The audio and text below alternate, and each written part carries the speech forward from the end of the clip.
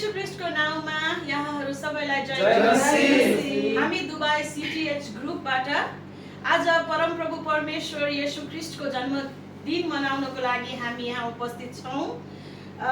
यसाया 9:6 पदलाई पाठ गर्दैछु यहाँहरूको समक्ष।